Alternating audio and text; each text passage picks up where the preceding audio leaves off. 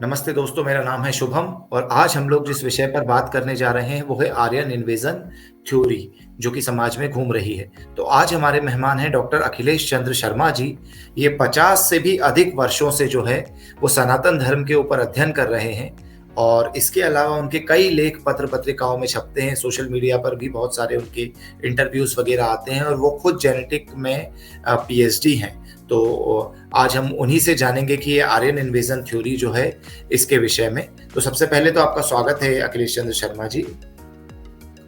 जी, तो मैं बिना कोई टाइम वेस्ट करते हुए अपने पहले प्रश्न पर आता हूं कि समाज में अभी एक थ्योरी घूम रही है। आज का इंटरव्यू करने के पीछे भी मेरा यही मकसद था कि हम कई सारे लोगों के बीच में ये व्हाट्सएप मैसेजेस और ये वीडियोस घूम रहे हैं जिनमें ये बताया जा रहा है कि जो एससी एसटी वर्ग है वो मूल निवासी है और साउथ इंडिया में बोला जा रहा है कि द्रविड़ मूल निवासी हैं और ऐसा बताया जा रहा है कि ब्राह्मण या अपर कास्ट लोग जो हैं ये लोग आर्य हैं और ये लोग विदेशी हैं और ये बाहर से भारत आए कई वर्षों पहले और इन लोगों ने भारत के मूल निवासियों को दबाया और उनके संसाधनों पे कब्जा किया और उनको गुलाम बनाया। तो ये इस तरह की बातें समाज में फैलाई जा रही हैं और इससे नफरत का भाव बहुत ज्यादा बढ़ रहा है। तो इसके पीछे क्या सच्चाई है, मैं आपसे जानना चाहता हूँ। जी जी, बिल्कुल बिल्कुल। ओम सभी को जो है नमस्ते। नमस्ते। आज जो हम बात करने जा रहे हैं वो एक जो मिथक है, जो अंग्रेजों द्वारा चलाई गई एक कल्पना है कि आर्य लोग बाहर से आए, उसके संबंध में हम लोग आज चर्चा करेंगे। हुआ ये था कि जब 1857 का प्रथम स्वतंत्रता संग्राम हुआ तो उसमें यद्यपि अंग्रेज किसी प्रकार से फिर से भारत पे काबिज हो सके थे, पर ये जान गए थे कि अगर भारत के लोग इकट्ठे रहेंगे, मिलजुल कर रहेंगे, तो निश्चित तौर पे हम यहाँ पर शासन करने में कामयाब नहीं हो। इसके लिए उन्होंने तरह तरह के उपाय करना आरंभ कर दिया और उन तरह तरह के उपाय में एक उपाय ये भी था कि हम किसी प्रकार से ये जो भारत के लोग हैं और खासकर जो हिंदू लोग हैं, जो बहुसंख्यक हैं, उनमें किसी प्रकार से दरार पैदा कर दें, उनके अंदर भेदभाव पैदा कर दें, अपर कास्ट के नाम पे, लोअर कास्ट के नाम पे, बाहर से आने के नाम पे और यहाँ के मूल निवासी के नाम पर। इस हेतु एक एडवर्ड थॉमस हुए हैं, उन्होंने 1966 में रॉयल एशियाटिक सोसाइटी में लंदन में एक प्रस्ताव पास किया कि आर्य लोग तो बाहर से आए थे और वो जो है हिंदू कुश से होते हुए यहाँ पंजाब में उतरे और वेदों के गंवारू गीत गाते हुए आगे जो है बढ़ गए और उन्होंने यहाँ के रहने वालों को मारा पीटा, भगा दिया और खुद यहाँ पे जो है रहने लगे। और बाकी जो लोग हैं, द्रविड़ लोग, दक्षिण के लोग, उनको जो है अपनी शक्ति से दक्षिण की ओर जो है भगा दिया। तो ये एक उन्होंने कोशिश करी थी उत्तर और दक्षिण में दरार पैदा करने की। बाद में ये एक राजनीतिक हथियार बन गया। अब इसमें देखने वाली बात यह है कि जहां ये दक्षिण के अंदर ये भावना पाई जाती है कि हमें आर्यों ने जो है मारा पीटा और यहाँ भगाया, आज उसी बात को हमारे हिंदू धर्म के दूसरे लोग जो अपने आप को मूल निवासी कहते हैं, उन्होंने भी ये जो है पकड़ लिया। और आश्चर्य की बात यह है कि बगैर किसी आधार के, बगैर किसी प्रमाण के वो ये कहते रहते हैं कि हम यहाँ के मूल निवासी हैं और जो ये ब्राह्मण बनिया ठाकुर हैं ये लोग बाहर से हैं। इसका कोई भी आधार नहीं है। आप कहेंगे तो मैं इसके संबंध में विस्तार से आपको बताने की कोशिश करूंगा। जी जी, तो ये लोग किस आधार पर ये सब बातें करते हैं, कौन से आधार पर? क्योंकि मैंने जनरली जब ढूँढने का प्रयास किया कि ये आर्यन इन्वेजन थ्योरी की, तो आर्य नाम के शब्द के विषय में मुगल पीरियड में भी कहीं कोई एविडेंस नहीं है कि किसी आर्य नाम की सेना ने भारत पे हमला किया। उसके पहले सिकंदर के समय में भी कोई एविडेंस नहीं है। अंग्रेजों के पहले दुनिया भर में भी कोई एविडेंस नहीं है कि कोई आर्यों ने हमला किया, आर्यन इन्वेजन का, और कोई आर्कियोलॉजिकल एविडेंस भी नहीं है, कोई हिस्टोरिकल एविडेंस भी हमें मैक्स मूलर के या 1800 के पहले के नहीं मिलते हैं। तो ये अचानक से अंग्रेजों ने क्यों गढ़ा, और क्या इसके पीछे रीजन क्या था, ये थ्योरी उनका रचने के पीछे? जी जी जी। तो देखिए साहब, यदि हम सत्य बोलते हैं या सत्य का प्रचार करते हैं तो निश्चित तौर पे हमारे पास कितने ही प्रकार के प्रमाण होंगे। जैसा कि अभी अभी आपने बताया कि जो हमारे शास्त्र हैं या जो विदेश से आए हुए लोग हैं, उनके भी ग्रंथों में ऐसा कुछ नहीं लिखा है।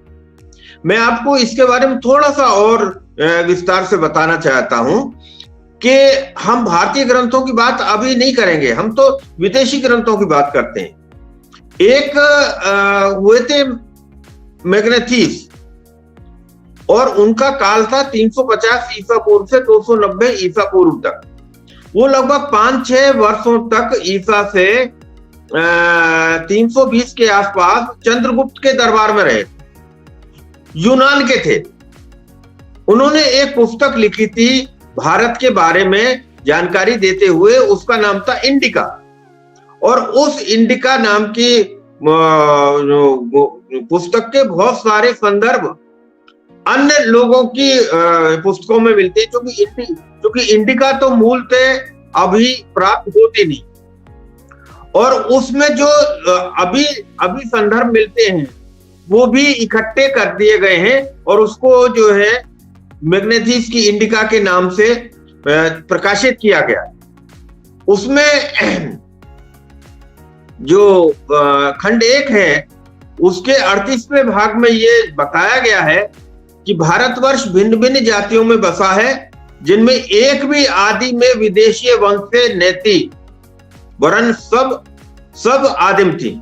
ये ईसा पूर्व की बात कर रहा हूं और एक विदेशी की बात कर रहा हूं। और उसी जो रेफरेंस वाली बुक है उसमें डियोड के माध्यम से, स्ट्रोबी के माध्यम से ये बताया गया है कि यहाँ के लोग जो है वो 7 जातियों में बटे हैं। जैसे दार्शनिक हैं जो बुद्धि का काम करते हैं और पढ़ते हैं, पढ़ाते हैं, और दूसरे जो है किसान हैं जो खेती करते हैं, तीसरे चरवाहे हैं जो पशुओं को चराते हैं, और उसके आगे शिल्पकार हैं, सैनिक हैं, निरीक्षक हैं, मंत्री हैं, और सभासद हैं, और न्यायाधीशगण। ये खंड प्रथम के 40वें अध्याय में ये बात कही गई है। इसमें देखने वाली बात यह है कि उन्होंने कहीं भी शूद्र का नाम नहीं लिया है, और उनको शिल्पकार की श्रेणी में रखा है।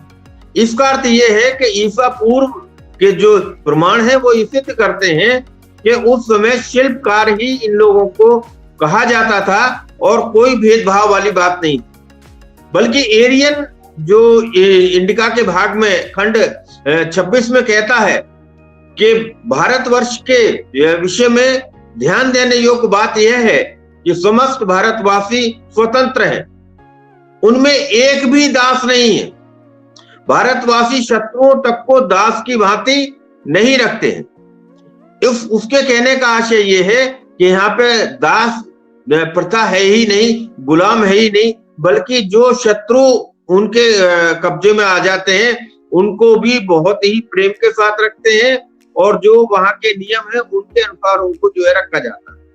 तो ये एक प्रमाण है। जो लोग ये कहते हैं, ये मैग्नेथीस की इंडिका से 2 बात सामने आती है। एक तो जो भारत में रह रहे हैं वो यहीं के सारे मूल निवासी हैं। दूसरा, उस समय तक कोई भी दास प्रथा भारत के अंदर नहीं थी। अब मैं और थोड़ी सी जानकारी आपको देना चाहता हूं। एक अल बेरूनी आए थे 11वीं शताब्दी में, गजनी के समय में।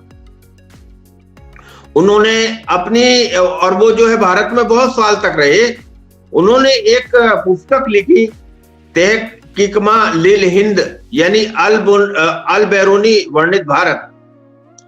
उसके 63वें अध्याय में ब्राह्मण जाति के जीवन का वर्णन करते हुए उन्होंने बताया कि वो लोग अति कठिन जीवन बिताते हैं। ब्राह्मण जीवन के प्रथम आश्रम के उल्लेख से लेके और चौथे आश्रम के उल्लेख तक उन्होंने यही बात कही है कि वो लोग बहुत ही अनुशासन में रहते हैं और बहुत कम खाते हैं, गुरुकुल में पढ़ते हैं, यज्ञोपवीत धारण करते हैं और अपना जीवन भिक्षा मांगकर चलाते हैं। तो इससे ये सिद्ध होता है कि उस समय के जो ब्राह्मण लोग थे वो एक तपस्वी के रूप में रहते थे।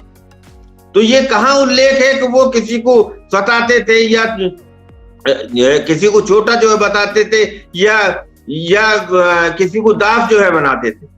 तो इस प्रकार की कोई भी बात जो है अल बेरूनी ने नहीं कही है, और भी उन्होंने दूसरे लोगों का भी वर्णन किया है। लेकिन मैं संक्षेप में आपको ये बता देना चाहता हूं कि उन्होंने शूद्र का वर्णन करते हुए बताया है कि वह भी यज्ञोपवीत पहनता था। अब आप देखो, शुद्ध लोग तो कहते हैं कि हमें जो है यज्ञोपवीत से अलग कर दिया, लेकिन उस समय अल बेरूनी लिखता है कि वो भी यज्ञोपवीत पहनता था, भगवान का चिंतन, धर्मशीलता के कार्य और दान देने की आज्ञा थी। वह यह भी लिखता है कि बाकी वर्णों को यह आज्ञा नहीं थी, लेकिन शुद्ध को 2 रुपए प्रति सैकड़ा ब्याज लेने वे मदिरा सेवन की आज्ञा थी। इससे यह सिद्ध होता है कि कोई भेदभाव उस समय तक नहीं किया जाता। जी। तो जनरली क्या होता है कि अभी हम लोग जब घूम रहे हैं, ये चीजें के बारे में सवाल पूछते हैं, तो बहुत सारे लोग सिर्फ एक बात पर आकर रुक जाते हैं कि कोई ब्रिटेन में स्टडी हुई है डीएनए की, और चूंकि आप जेनेटिक्स से ही पीएचडी हैं तो आप सबसे बेहतर व्यक्ति हैं ये जानने के लिए। वो लोग बोलते हैं कि कोई एक डीएनए की स्टडी उन लोगों ने की, और वो डीएनए की स्टडी में ये सिद्ध हुआ है कि ब्राह्मणों का या अपर कास्ट लोगों का, नॉर्थ इंडिया के का डीएनए जो है वो मैच कर रहा है यूरोप के डीएनए से, और मूल निवासी जो लोकल लोग हैं बाकी कास्ट के हैं उनका डीएनए मैच नहीं कर रहा है। तो इस आधार पर हम कहते हैं कि वो बाहर से आए हैं। तो ये डीएनए वाली थ्योरी में कितना सच है, ये मैं आपसे जानना चाहता हूँ। जी बिल्कुल, मैं यह उचित समझता हूं कि जो सुनने वाले हैं वो इस बात को समझें कि डीएनए शब्द से क्या मतलब होता है या क्या चीज सिद्ध हो जाती है। देखिए, जो हमारा शरीर है उसके अंदर 46 क्रोमोसोम है। क्रोमोसोम का मतलब ये होता है कि वो गुण जो एक पीढ़ी से दूसरी पीढ़ी में जाते हैं। तो जब गर्भाधान होता है तो उस समय 23 क्रोमोसोम यानी आधे क्रोमोसोम हमारे जाते हैं और आधे जो क्रोमोसोम जो है फीमेल की तरफ से जाते हैं। तो 23 क्रोमोसोम हमारी तरफ से जाते हैं और 23 क्रोमोसोम उनकी तरफ से जाते हैं। तो वो मिलके 46 क्रोमोसोम बनते हैं और उनसे ही मनुष्य का ये शरीर बनता है। मनुष्य मतलब स्त्री पुरुष दोनों से है। तो उसका एक डीएनए निश्चित होता। अब इन 46 क्रोमोसोम्स में जो कि डीएनए का बना हुआ होता है उसमें जीन्स होती है, और जीन्स भी जो है 20,000 से लेकर 30,000 तक होती हैं। और अगर हम mRNA की बात कर लें या माइटोकॉन्ड्रियल आरएनए और डीएनए की बात कर लें या और दूसरी जगह से जो ये चीज जो जीन्स जाती है तो बहुत सारी, यानी उनकी संख्या लाखों तक हो जाए।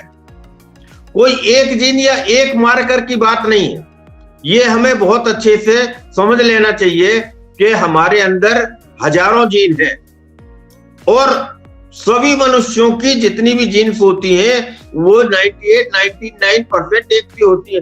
जभी तो जो है मनुष्य एक दूसरे के समान दिखते हैं, जभी तो उनके अंदर 2 आंख होती, 2 कान होती, 2 नाक होती।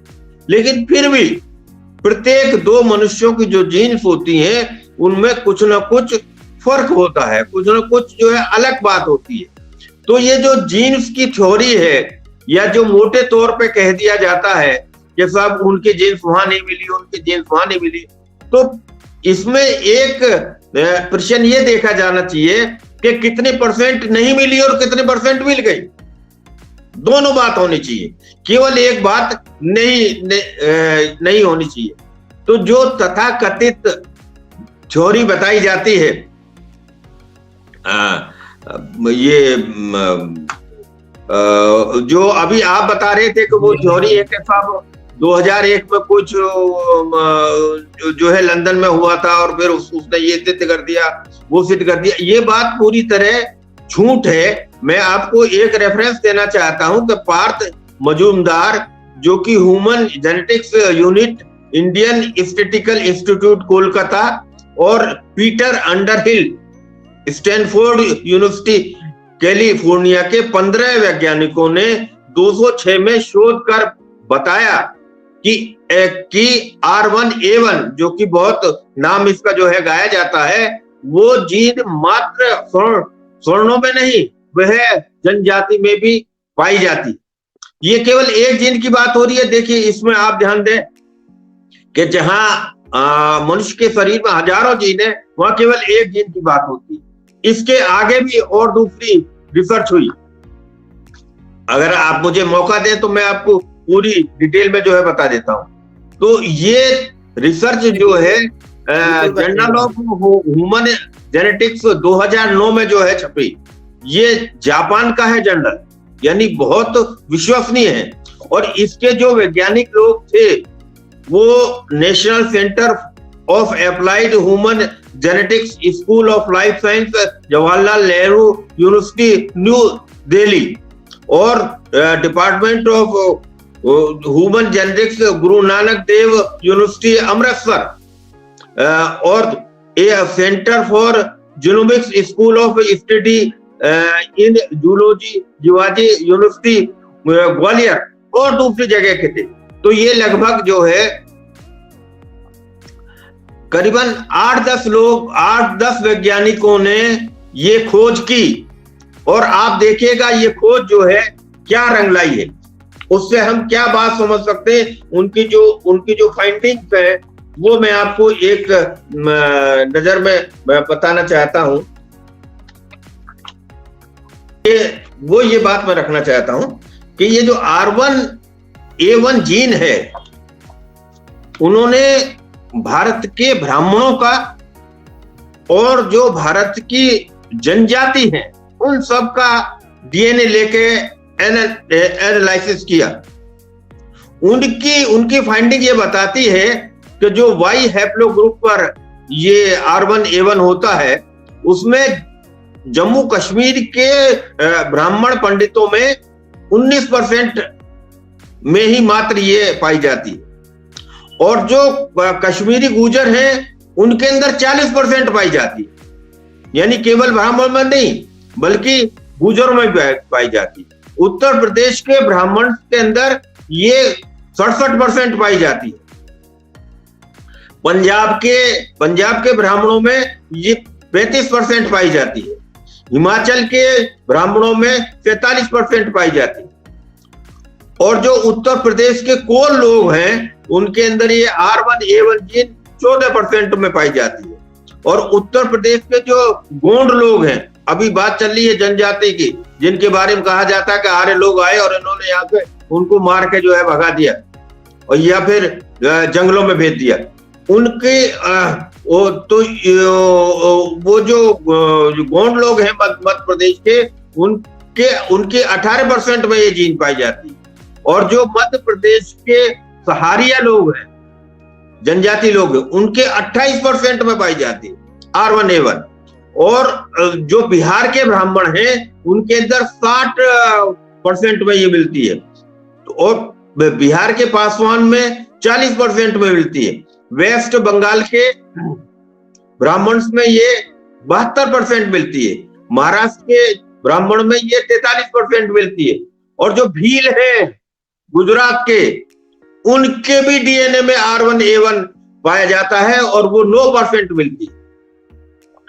इस प्रकार से उनकी स्टडी से यह सिद्ध हुई कि ये जो R1A1 जीन की बात उठाई गई है, ये केवल ब्राह्मणों में नहीं पाई जाती, बल्कि भारत की सभी जातियों में पाई जाती है। और खास बात ये है कि ये जीन भीलों में भी पाई जाती है, गोंडों में भी पाई जाती है, गुजरों में भी पाई जाती है और अन्य जातियों में भी पाई जाती है। तो ये कोई ब्राह्मणों का मार्कर जीन नहीं है, केवल उनकी जो है पपौती नहीं है कि ये ब्राह्मणों में ही R1A1 पाई जाएगी। और ब्राह्मणों में भी सब ब्राह्मणों में नहीं पाई जाती, कहीं 40% में पाई जाती है, कहीं 50% में पाई जाती है, कहीं 60% में पाई जाती है। तो इस प्रकार से हम ये समझ सकते हैं कि R1A1 जीन से कोई भी नतीजा नहीं निकाला जा सकता है। जी सर, आगे मैं आपसे ये अनुमति चाहता हूं कि एक राखी गढ़ी में जो उत्खनन हुआ है उसके संबंध में भी मैं अपनी बात रख सकूं। जी, मैं पूछना ही चाह रहा था। अच्छा, वो आपने बता दिया कि राखी गढ़ी पर भी ये राखी गढ़ी में 2015-16 में काफी उत्खनन हुआ और वहां से डीएनए के सैंपल भी लेकर भारत और हार्वर्ड यूनिवर्सिटी की लैब में जो है भेजे गए। और वो डीएनए के सैंपल जो है स्त्री के अस्थि पंजर से लिए गए थे, 1 या 2 स्त्री के अस्थि पंजर से।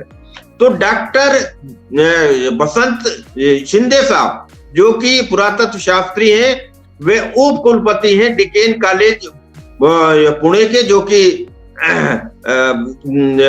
यूनिवर्सिटी का ओहदा जो है रखता है।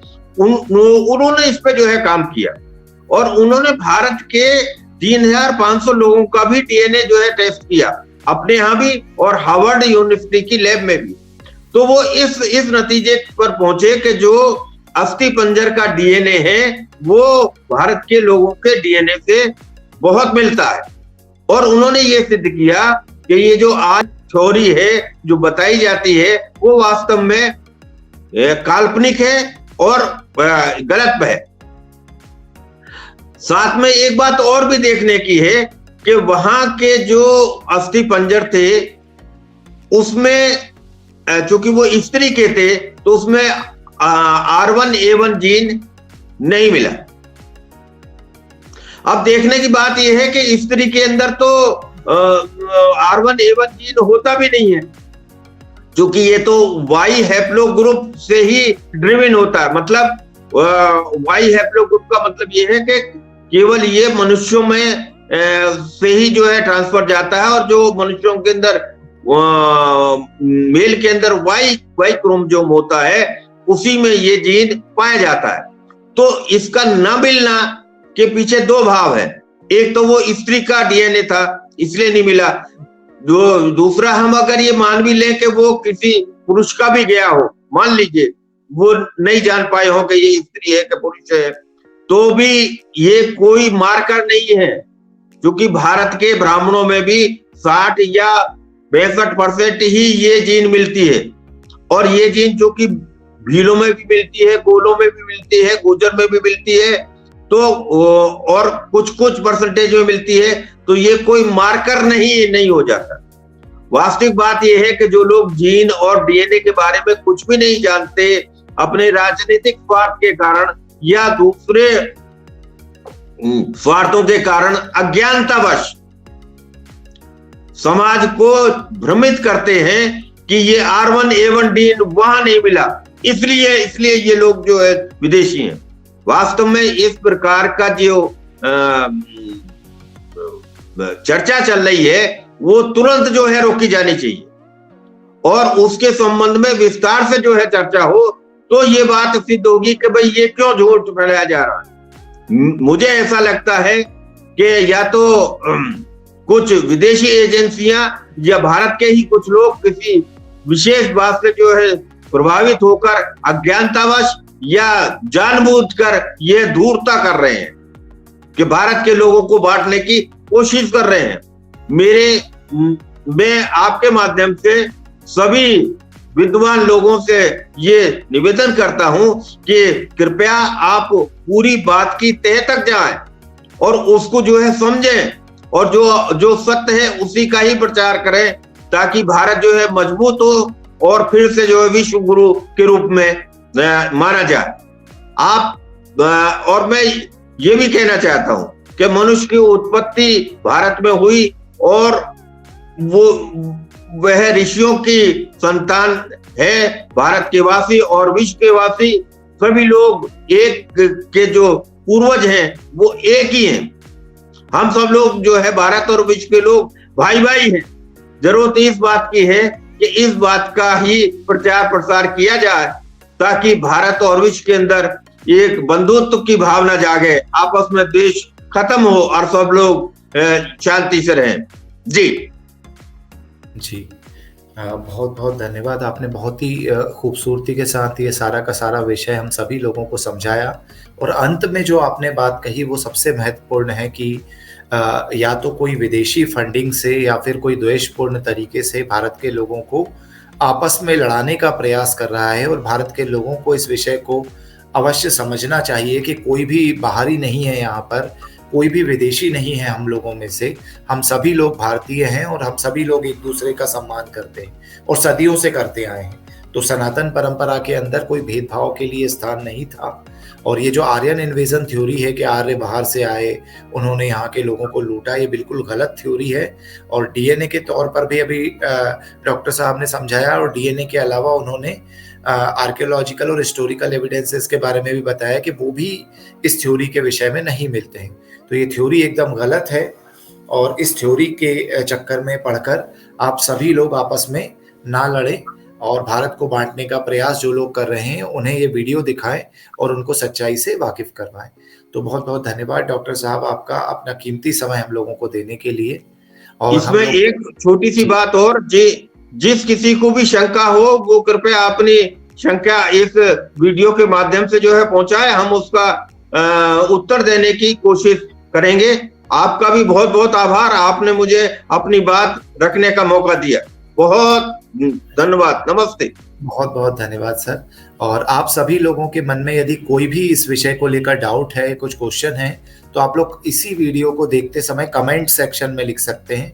तो जब आप लोग कमेंट में लिख देंगे तो यदि आपकी जो भी प्रश्न है या विषय हैं जो आप इस सब्जेक्ट के ऊपर पूछना चाहते हैं, तो हम अगला वीडियो उन्हीं प्रश्नों को लेकर बनाएंगे जो हम डॉक्टर साहब से पूछेंगे, जो आप लोग कमेंट्स में पूछेंगे, तो उसके भी उत्तर आप लोगों को मिलेंगे। तो जो भी आपको ये वीडियो कैसा लगा तथा इस पर कुछ प्रश्न हैं तो वो आप अपने कमेंट्स में हम लोगों को लिख सकते हैं। तो धन्यवाद।